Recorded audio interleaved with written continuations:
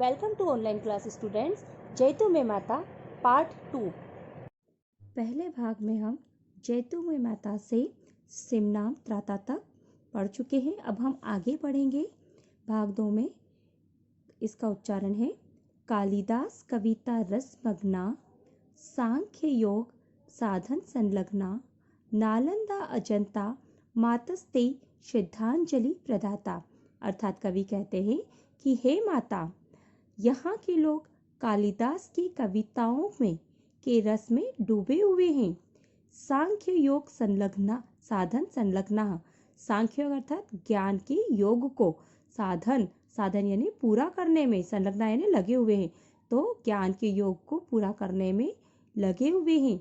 नालंदा अजंता मातस्ते, हे माता तुम्हारे या तुम्हें नालंदा अजंता, नालंदा जो कि विश्वविद्यालय है, अजंता अजंता जो कि शिल्प कला का एक उत्कृष्ट नमूना है।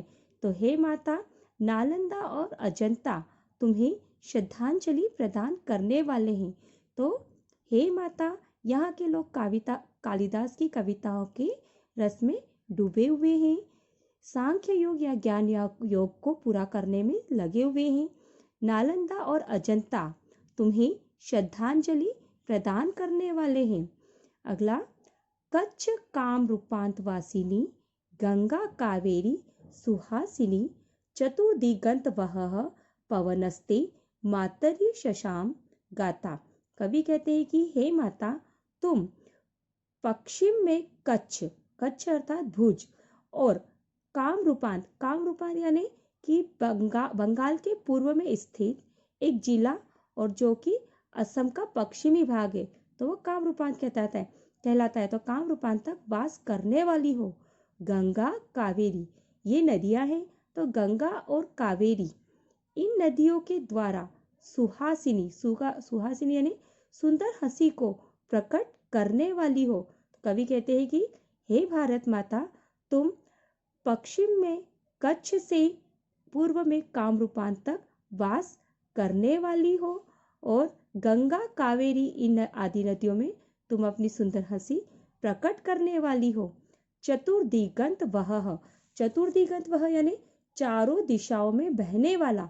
पवनस्ते, पवनः ते, पवन यानी वायु, ते यानी तुम्हारे, मातरि शशाम माने माता के यश का, गाता यानी गुणगान करता या गाने वाला है। तो चारों दिशाओं में बहने वाला पवन तुम्हारे यश को गाने वाला है। तो हे भारत माता, तुम पश्चिम के कच्छ से पूर्व के कामरूपांत तक वास करने वाली हो।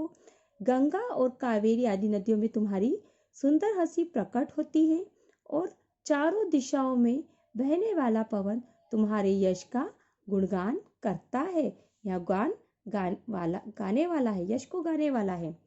सावहितः सीमान्तः रक्षकः, येन न दंशति कोऽपि तक्षकः, निष्कारण विद्वेषकरस्तव कालमुखम प्रतीयता। अर्थात सावहित का अर्थ होता है सावधान होकर, सीमांत का अर्थ होता है सीमा पर, और रक्षक यानी रक्षक, जो सैनिक रक्षा कर रहे हैं। तो कवि कहते हैं कि हे भारत माता, जो सैनिक तुम्हारी सीमा पर सावधान होकर रक्षा कर रहे हैं, ये न दंशति कोऽपि तक्षकः, जिन्हें नहीं डर सकता, कोऽपि तक्षक यानी सांप रूपी शत्रु, या कोई भी शत्रु उन्हें डर नहीं सकता, अर्थात उन्हें कोई भी नुकसान नहीं पहुंचा सकता।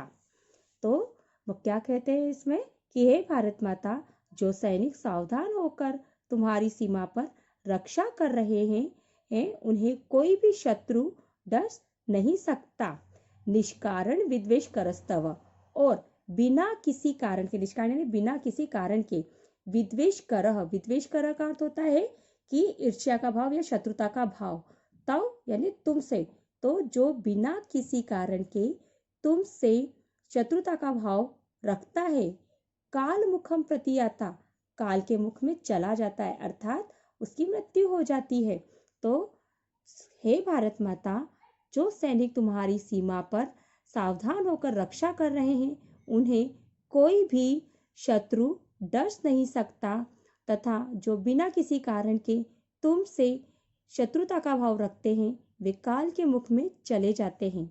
जयतु मैं माता, जयतु मैं माता, मेरी भारत माता की जय हो, जय हो, मेरी भारत माता की जय हो, जय हो।